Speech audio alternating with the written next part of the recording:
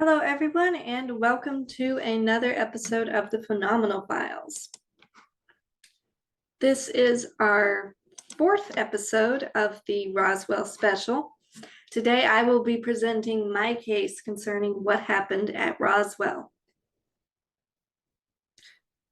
I will say outright that in this case, I am the molder of our team. However, please bear with me.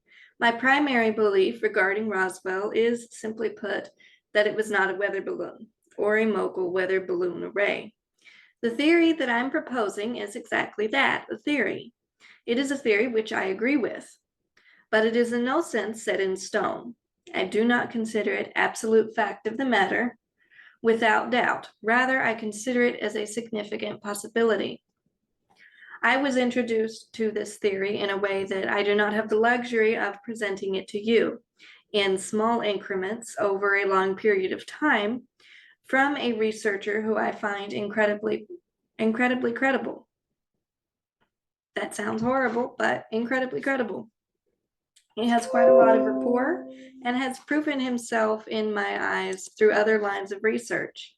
So when he proposed this theory and I looked further reading his book, I was apt to believe him, especially after following the trails that he set out, following the research, and finding that I really couldn't refute any of his information.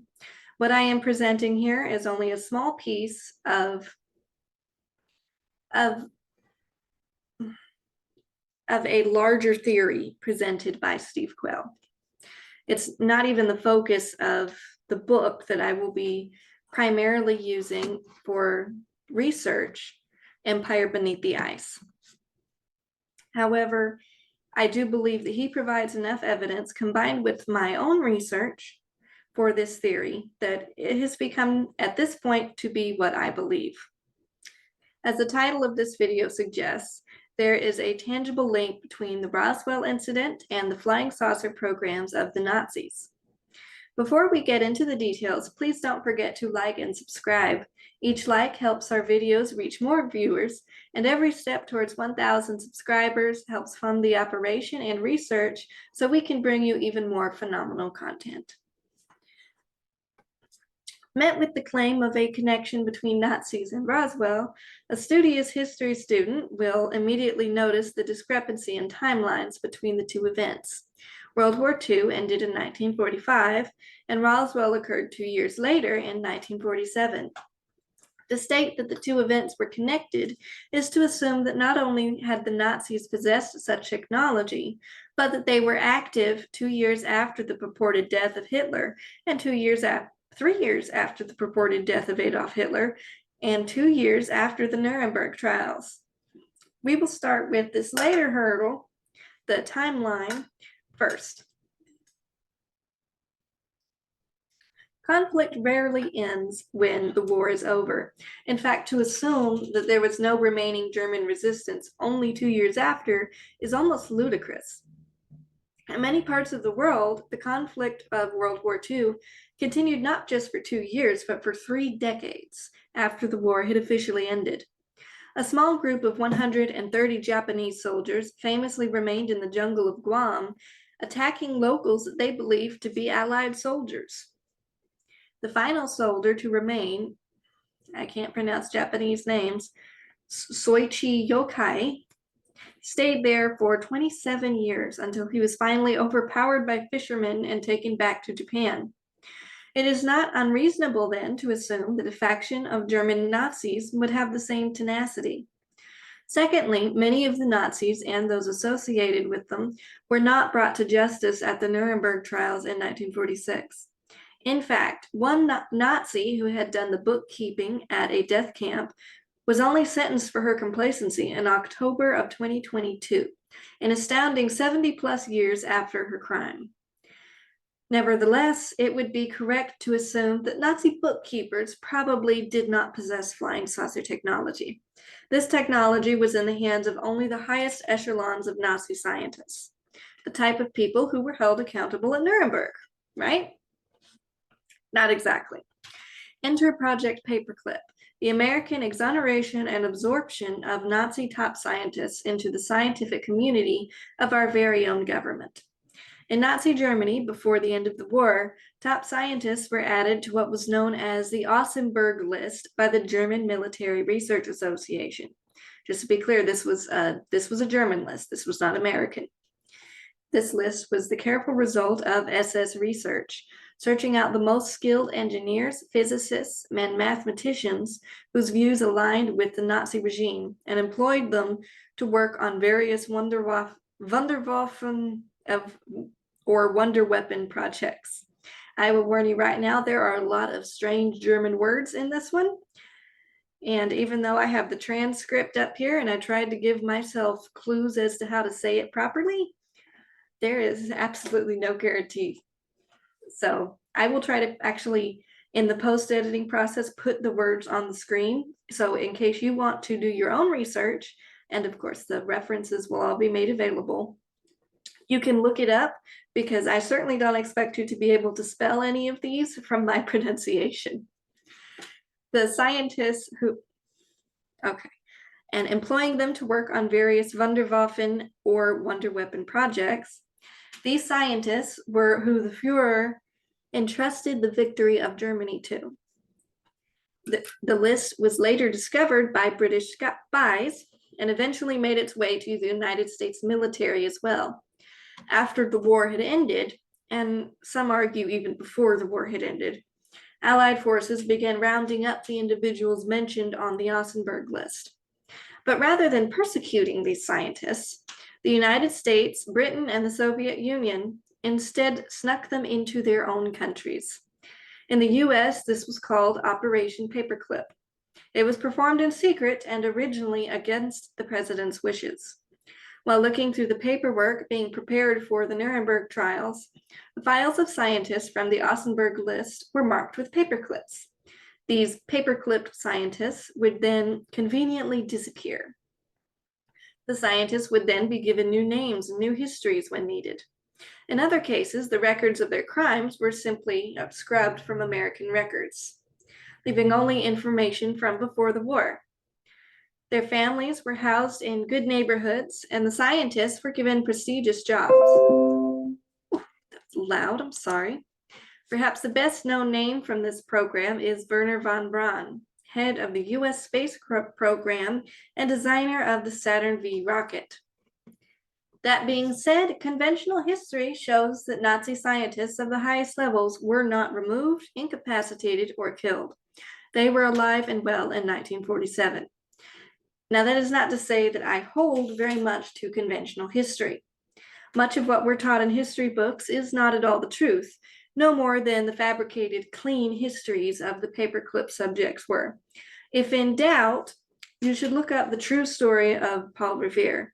You will find the entire story you were taught is completely fabricated. I mean, it is just literally outright lies, based on a poem instead of the actual events. He never even rode into Lexington. He was arrested. There was certainly no lanterns. So it just didn't happen. However, it would take a significant amount of time to explain the intricacies of why I believe what I believe regarding World War II. It took Steve Quayle over 500 pages to document the same. And if you count all of the other research I did with him, through him, and the documentaries, it took him a lot longer than that to convince me of this. I did not go into this very easily. Suffice it to say that I do not believe that the United States and the Allied forces legitimately won World War II. I believe that Antarctica is home to a Nazi base known as Station 211 in the Queen Maud region, formerly claimed by Germany as New Schwabenland. I believe that Admiral Byrd encountered Nazis and their flying saucers during Operation Highjump. I will cover each of these individually in future episodes, but for a true understanding, I do advise those interested to read Steve Quayle's book, Empire Beneath the Ice. He documents each aspect of all of the above in incredible detail, far more than I can cover here. For those not willing to go down that level of conspiracy rabbit hole, however, Please keep in mind that even conventional history, and I will try to show both here, leaves room for the continuation of the Nazis long past 1947. For now, however, let's focus on the first aspect of our previous question.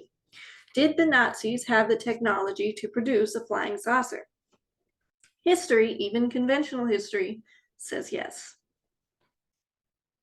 Many of our listeners are likely familiar with the infamous Die Glocke, the Wunderwaffen first described by, it could be Witkowski or Witkowski, I don't know, in 2001, based on interrogation transcripts of SS officers and transcriptions of classified documents from Poland. Supposedly powered by a red mercury gyroscope and mysteriously vanishing at the end of the war, many consider the Nazi Bell, Die Glocke, to be proof of the high technological advances made by the Nazis.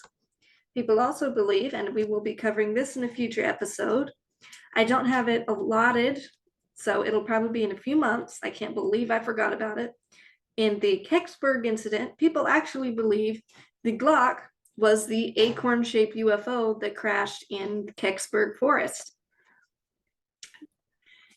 I will be putting all of the Roswell episodes in a playlist, and I will try to add the episode on the Glocke and on Kecksburg.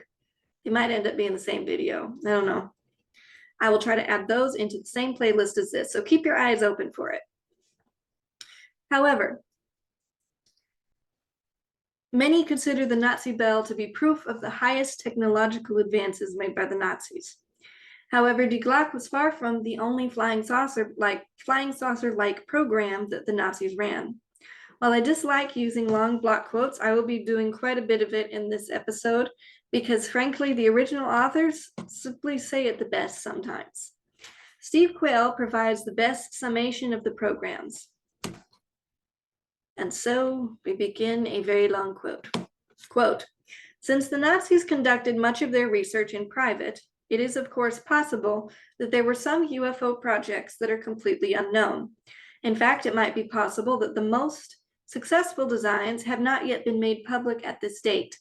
But some of the models developed before and during World War II are known, and these offer tantalizing hints at what might have eventually been created.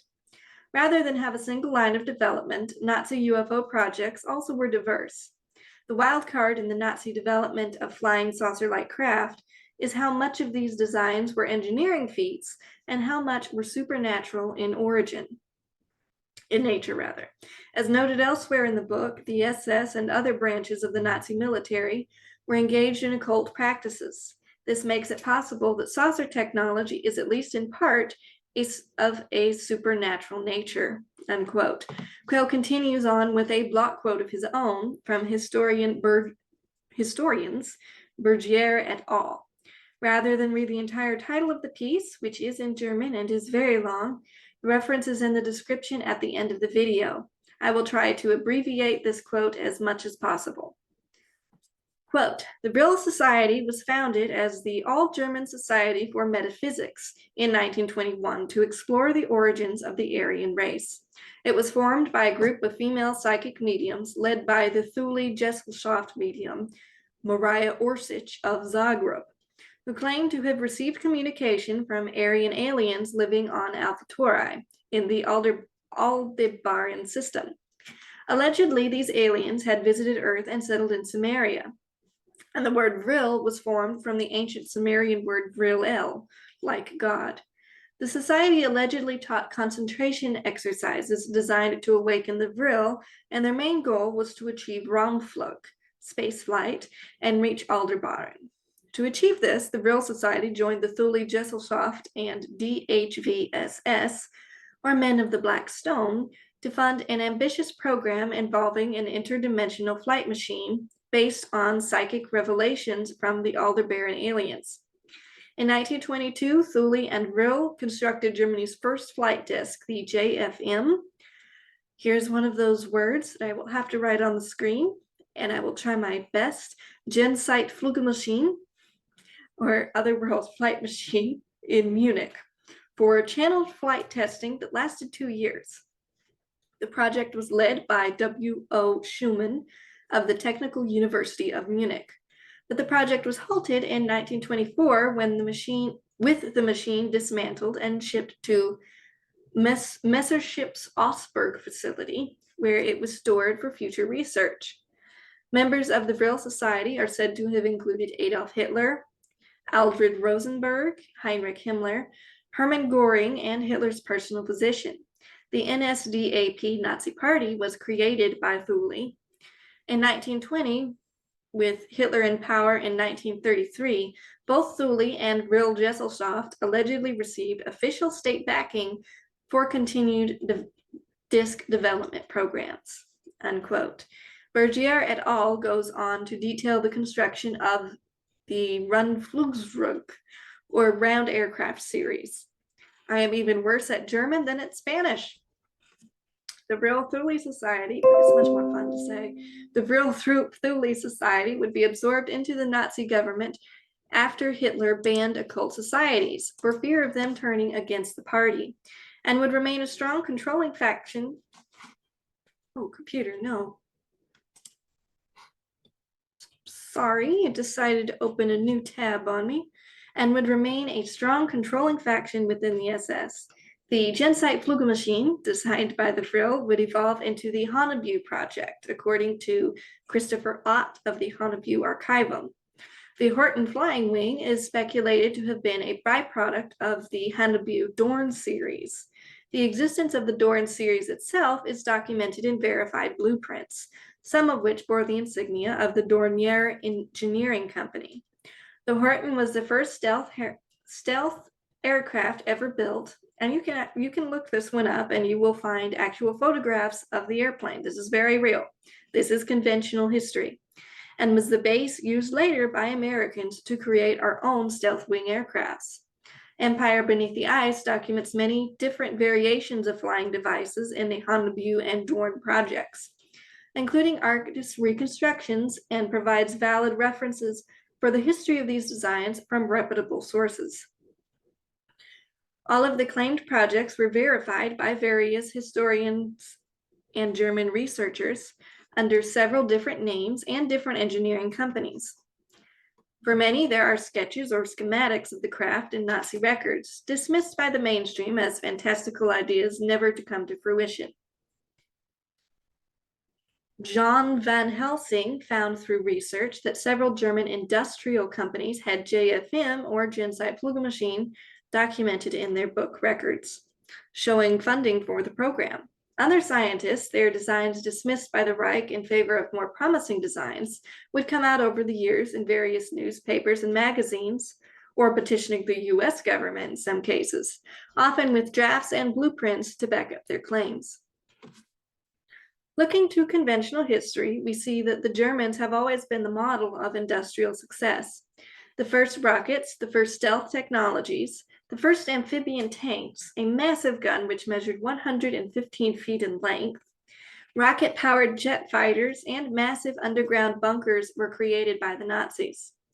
Nuclear fission was discovered by German scientists. A successful nuclear test facility was actually discovered after the war. A famous German scientist, Albert Einstein, was responsible for warning the US of Germany's nuclear plans, and his letter was the only reason the US scrambled to create nuclear weapons that would ultimately be used in Hiroshima and Nagasaki. Furthermore, it is well known that the Germans, before and after Hitler, were obsessed with space. In fact, it is a little-known fact that the very first spacesuit designs originated from Nazi Germany. The company Draeger had several different pressurized suits designed based on pre-existing diving bell suits. These are well documented and photographed. The US government actually has, I think, one suit. We have it in a museum somewhere. Officially, they were never used. According to astronautics.com, quote, the Draeger Werk, a German diving suit builder, built a full pressure suit of laminated silk and rubber in 1935. The firm's engineers Tietz and H. Eide then experimented with hard suit designs with ball joints. By 1942, these began to resemble similar suits developed by NASA in the last quarter of the 20th century. Suit pressures of 0.75 bar were achieved without sacrificing mobility, but the suits were too heavy, at least for the intended 1G use. By the end of the war, suits were developed with separate oxygen breathing and suit gas systems. Aside from speculation that the ultimate objective was use in spacecraft, such as von Braun's manned A4B V2 derivative, the suits were believed to have been intended for use by pilots of the Horton-Ho, I think that's 11IX flying wing bomber. Draeger continued after the war with various anesthetic delivery and breathing systems, turning again to aviation and space pressure systems. Unquote. Interestingly, despite the numerous suits that were photographed and thoroughly documented by German officials, I'll see if I can put some of those pictures in here, only one complete suit was ever recovered by the United States. Many believe that the fleeing Nazis may have taken the suits with them, perhaps needing them to further operate their advanced aircraft.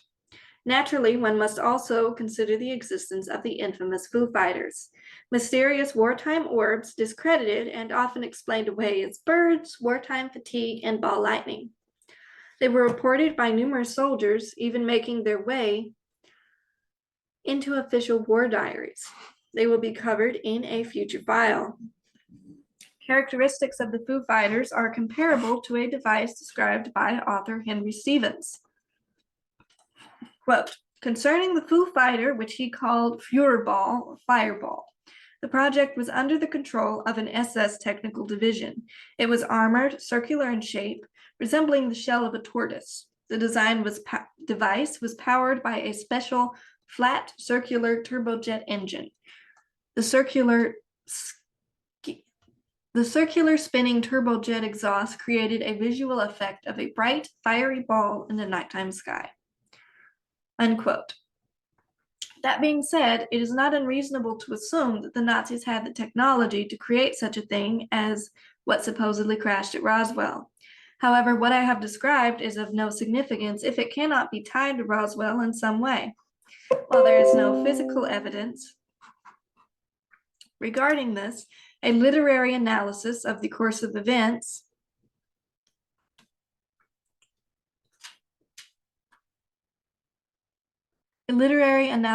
of, oh goodness, I am sorry.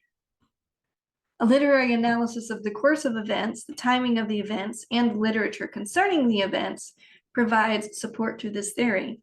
In order to understand how these events tie into one another, we must look at yet another government program, Operation Highjump, and another so-called conspiracy, that of Base or Station 211. Simply put, a large swath of land in the Queen Maud region of Antarctica was claimed by Germany in the 1930s, called New Schwabenland. Today, it is completely off limits, marked off as an endangered species nature reserve. No one is allowed to go there, except on very, very regulated trips once a year. It is claimed that during the numerous trips to this area during and pre-World War II, an underground submarine base, Base 211, was built. As aforementioned, the Germans were adept at building underground bases, littering the underground of Berlin with secret tunnels that are still being discovered today. Hitler's Hidden City by National Geographic is an excellent documentary covering these bases. Underground submarine bases were also a skill set of the Nazis, something that US and other nations would later adopt based on Nazi designs. If one doubts the fact that the Nazis were capable of building bases in the harsh Antarctic climate, please note that a secret base was discovered in the Arctic by the Russians only in 2017. The conditions of the Arctic, while being on the opposite end of the globe, are comparable to the conditions of the Antarctic. Base 211 has also been found to be mentioned on SS documents. This is the same section of Antarctica that Operation Highjump would quote-unquote research for quote-unquote coal deposits from mid-1964 to early 1947. While Operation Highjump was labeled a research expedition, it must be noted that in reality it appeared to be much more of a military expedition than a scientific one.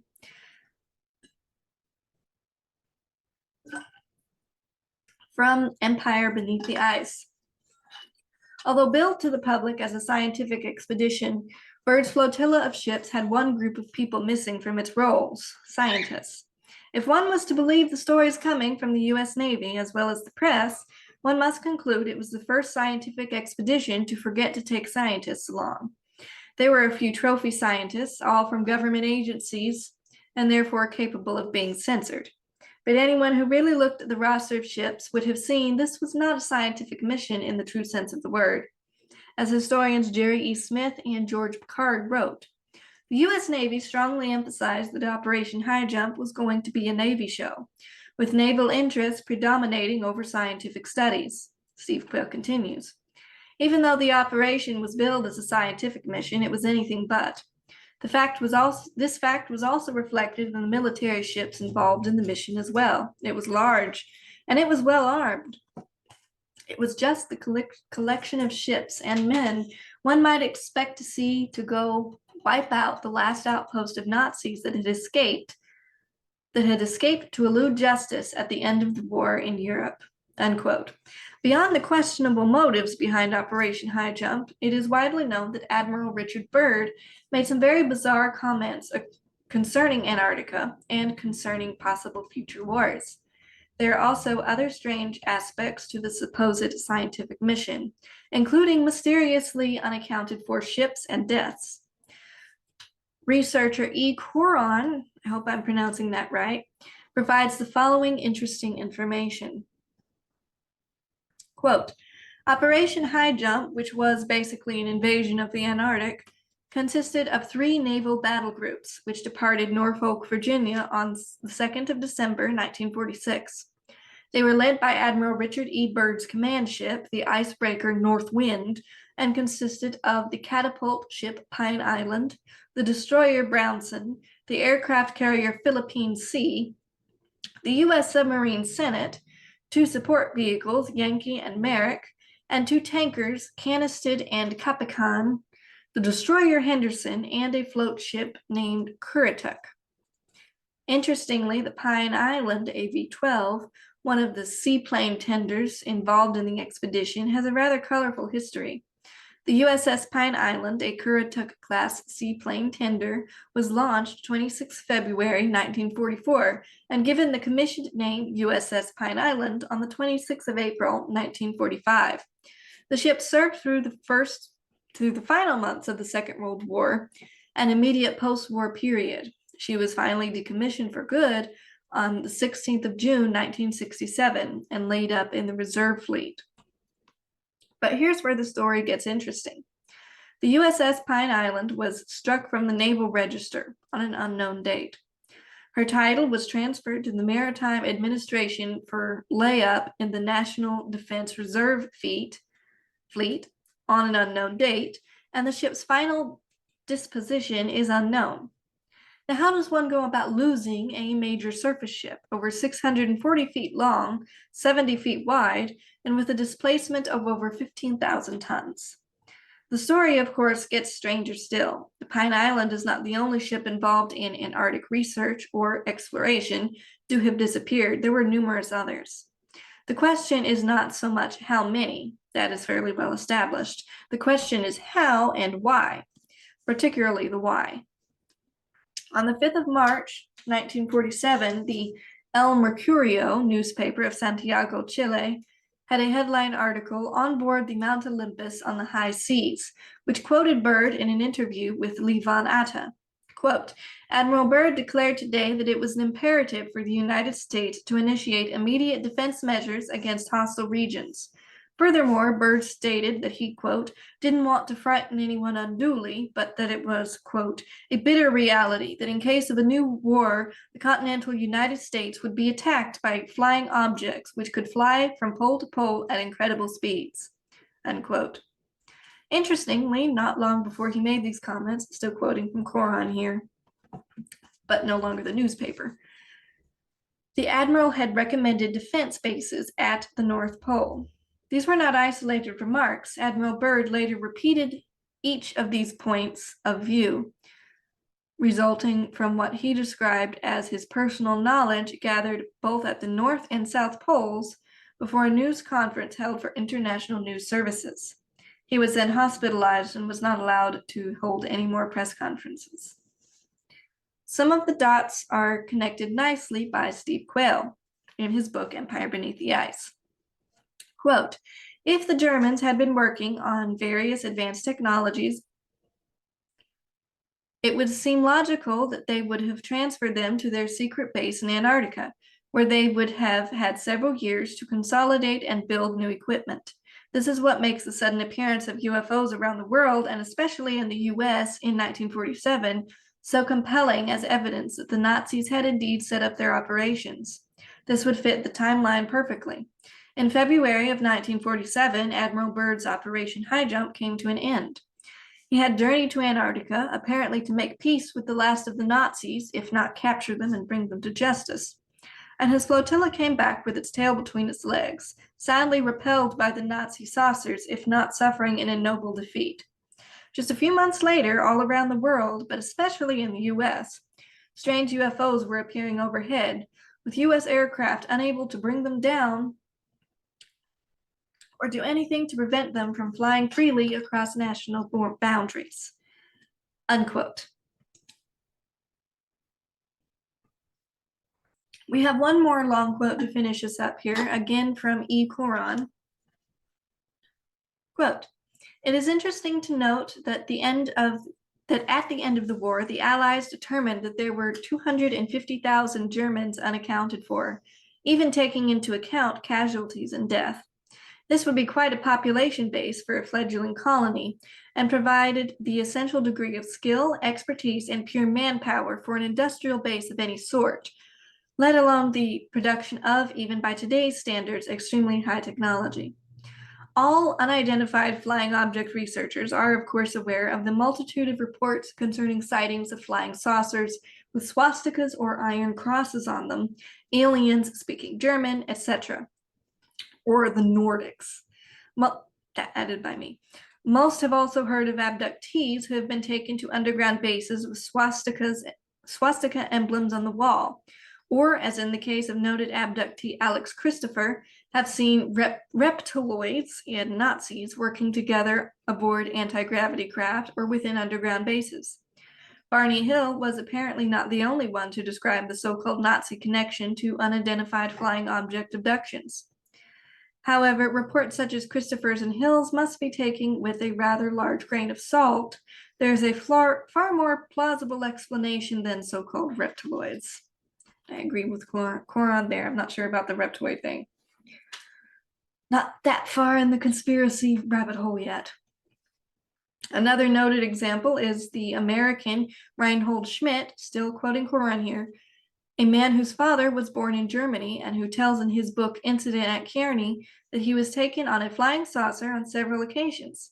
Schmidt also states that the crew spoke German and acted like German soldiers. He also stated that they took him to the polar region, unquote. In conclusion, there is a significant amount of research and evidence to support the theory that what crashed in Roswell was directly related to the flying saucer program ran by SS during and after World War II. The Germans not only had the technology, but had the desire, and perhaps even the supernatural guidance, and I do not mean the positive kind. There is historical precedent, if one looks hard enough, a trail of blueprints, discarded or stolen scientists, and cryptic statements, as well as the silencing of those responsible for said cryptic statements, missing weapons and artifacts that cannot be explained away, and sightings through the years of swastikas and German-manned UFOs surround the Roswell incident. I will not state that I or anyone else knows for a fact that this is what happened. However, I believe that what I have surmised here is an adequate theory that needs to be seriously considered. Further research may find my opinion changing. However, at this point in time, with the information currently available to me, this is what I believe. As always, you are free to come to your own opinions. I will be attaching all of my references to the end of this video, and if I remember, in the description box as well. I encourage you to do your own research into it and see what you think. I hope that you have found the video interesting. Make sure to watch the rest of our series on Roswell. We have some exciting things ahead. Don't forget to like, share, and subscribe for more phenomenal content.